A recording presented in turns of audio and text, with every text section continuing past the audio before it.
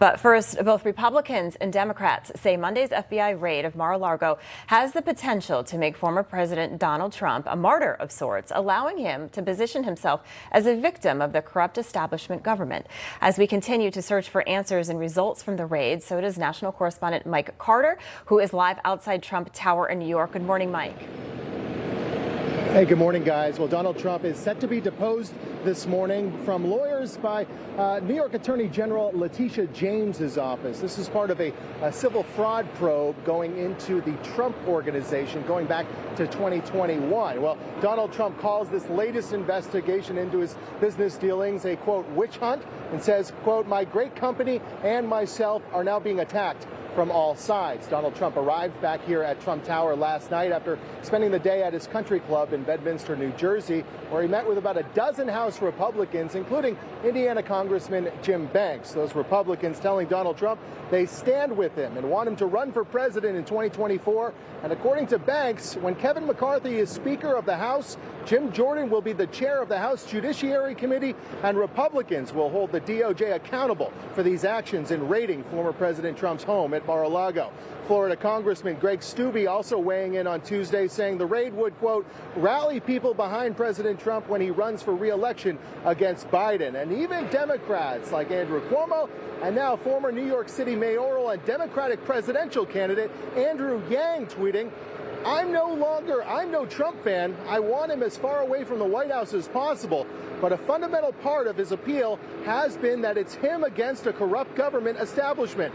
This raid strengthens the case for millions of Americans who will see this as unjust persecution. And meanwhile, former Director of National Intelligence John Ratcliffe reminding followers on Tuesday that FBI Director Christopher Wray already admitted that the FBI fraudulently obtained multiple warrants to illegally spy on Trump in the past when he was a candidate during his presidency through surveillance of ex-Trump campaign aide Carter Page. If yet another FBI warrant to raid Trump's home doesn't stand up to scrutiny, Wray may be the last FBI director, says Ratcliffe. You know, an FBI raid looking for supposed classified documents is a ridiculous alibi.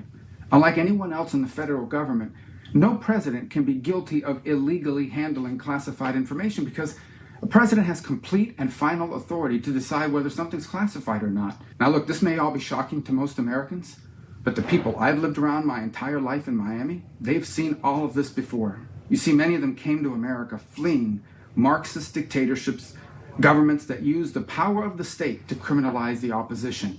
And they have long known what many are now learning the hard way. There are no limits to what Marxists are willing to do to hold on to power. And we're learning more this morning about that federal judge who okayed that search warrant at Mar-a-Lago on Monday. That's Judge Bruce Reinhart. He had in the past given $1,000 directly to the 2008 Obama campaign and another $1,000 to Obama's fundraising arm, the Obama Victory Fund, of course, who was Barack Obama's vice president during that time, Joe Biden. Back to you guys. Yeah, thanks, Mike, so much. That judge has ties to Jeffrey Epstein as well. Big so time. We're learning a little bit more about that judge. All right, let's welcome in former National Press Secretary for the Trump campaign and Principal Deputy Press Secretary at the White House, Hogan Gidley, and political analyst and best-selling author Mark Halperin. Good morning to you. All right, so the son of former President Donald Trump, Eric Trump, joined Greg Kelly to speak about the FBI raid on his father's home in Florida. Take a listen. I'm pissed off. I think the entire country is upset right now. You know, what the FBI did, what this administration did, Greg, is just absolutely unthinkable. And it's hard to believe we actually live in the United States of America when you see these antics, when you see these tactics, when you see kind of, third world behavior. It's just, it's truly shocking. Yeah, Hogan, it really does seem like third world. To add some information to that we've learned, we're told that the FBI did not allow President Trump's lawyers to stay during the search in his private home. So a lot of questions being raised. Your reaction to this?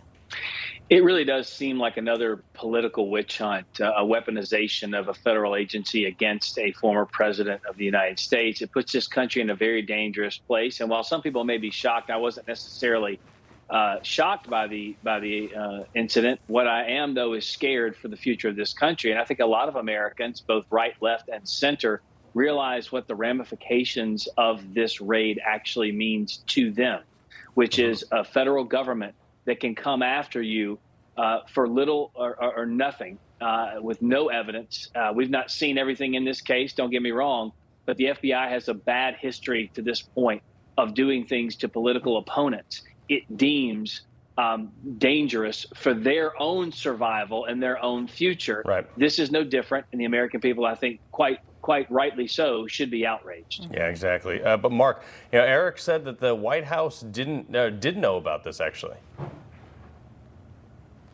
This doesn't happen. I know, Greg, I know this apparatus very well, as you do. This does not happen without presidential consent. You know the White House knew. Mark my word, they're out there today saying that no one in the White House knew. This was 100%, mark my word, directed by the White House. This is a political hit on my father. They know Biden's floundering in the polls. He's doing absolutely horrible.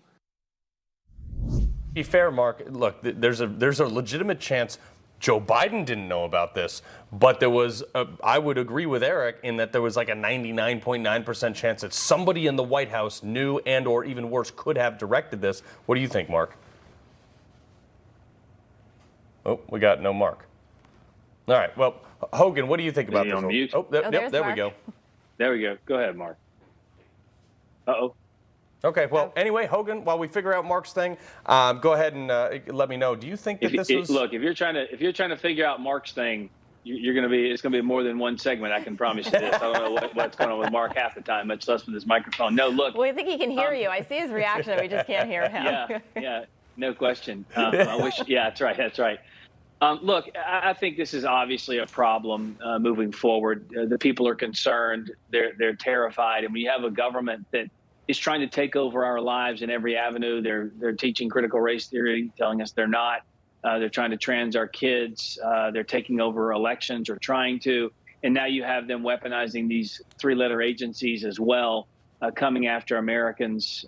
It really is a systemic issue in this country, and it does give validity to Donald Trump's candidacy in 2016 and to the sentiment a majority of Americans actually hold, which is that it is the elites versus everybody else. I mean, look, my coffee pot's going off. I've already had a whole pot this morning just trying to wrap my head around what's going on. And it's tough to do because it is illogical, it is irrational, and the American people stand to suffer because of it. We have to do a better job moving forward with these agencies to be non-political. But I have to say one thing about this, and that is when Joe Biden says he doesn't know about it, you're right, he may not. The administration, the White House probably did. But also the DOJ, you can say it's non-political, Joe Biden, but he does serve at your pleasure. Right. He does work for you. So there's a really good chance the administration understood what was going on here. You got to, and I'll stand by this all the way. If there is no legitimate claim here, if there's not some serious evidence that comes out about this, you need to get rid of every single agent that had any fingerprint on this, from intel to execution. I don't care if it's the guy who stapled the warrant together. Get rid of all of them and don't let them anywhere near the federal government ever again. Yeah, of course. Mark, we got you back. Version. Yeah, My version of hell is having to sit and listen to Hogan but not be able to respond. So this has been a painful Go ahead. couple You moments. got your chance. Go ahead. The Justice Department is unique in the cabinet, right? They work for the White House, but there needs to be some distance between them. I understand Eric Trump and others thinking this was maybe ordered by the White House, or at least with the White House's knowledge. I think the proper thing would have been, based on normal practice, would have been for the counsel's office to be notified by the Justice Department, but not have any political people involved. My best sense is that is what happened, despite the White House saying they had no heads up. But until there's proof that this was either done with the knowledge or by the order of the White House, I don't think it's a good idea to throw that around. This country right now is on the brink of a civil war. Both sides have done things to contribute to that. And I think putting out allegations that are not verified and claiming that they're fact or even supposition, just not good for the country right now. Yeah, I think... You mean like claiming a sitting president was colluding with Russia for 3.5 years with no evidence? I know guess exactly what, Hogan? you're talking about, Mark. Guess what? I'm also the question here is not a problem. No, Eric Trump didn't ask the question. I think he said something like, I'm 100% sure. It's impossible for it to be 100% sure because there's no evidence of it whatsoever. I'm not saying that the Democrats are the only ones doing it. Republicans are the only ones doing it. To the contrary, both sides are doing it. We need to stick to the facts and as a nation get through this together with as much unity as we can muster as opposed to making false allegations by both sides, which only inflame the tensions. Go ahead, Hogan.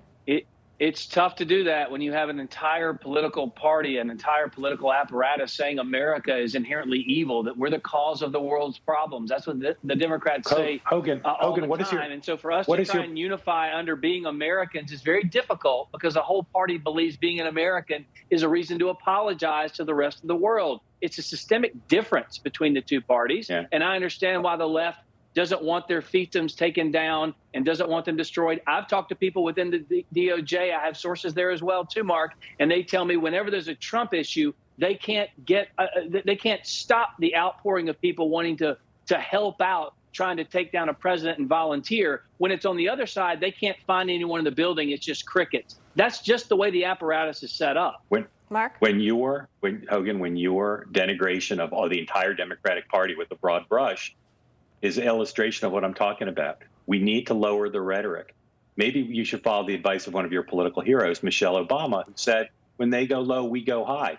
Now is the time to go high. You don't need to be unfierce. You can be fierce, but don't throw around accusations. You think the Democratic Party is going high? I mean, they're quick I don't to think either attack. Hold on a sec. Mark, I'm going to push back on this. As somebody who resigned from the Trump administration, look, over something stupid I said 12 years ago that was made headline news, they went after my kids, they went after my finances, and then when I popped back up, they tracked down the businesses I was working with and then tried to highlight them. The Democratic Party on this one does not get a pass. And I'm saying as a whole, because you know what? They don't speak out against their own. And when you're citing facts, Carl, as you just did, that's good. We need fierce debate, and both sides have a lot of grievances. What I'm saying is right now, on the brink of a civil war, it's not good to say, I'm 100% sure that Joe Biden ordered this. Maybe because we don't know that. that. Guys, we got to go. We just don't know that. There's a distrust. I think you can both agree in our government on both sides. So we were just going to let you guys have the rest of the show. Yeah, and again, I mean, President Biden said he's going to unify the country, and you're right, Mark. We are extremely divided. Hogan Gidley, Mark Halperin, great to have you. We appreciate it. Thank you so much. J.P. Morgan's CEO is warning that an economic hurricane is coming. Are you preparing? If you don't do anything, your 401k could be a 201k, and that is not good. So call our trusted friends at Lear Capital. For 25 years, Lear has helped investors own gold to protect against market chaos. It's a good thing. They can help you too. Get your information and up to $15,000 in bonus IRA gold. Just call this number, 800-880-4300. That's 800-880-4300.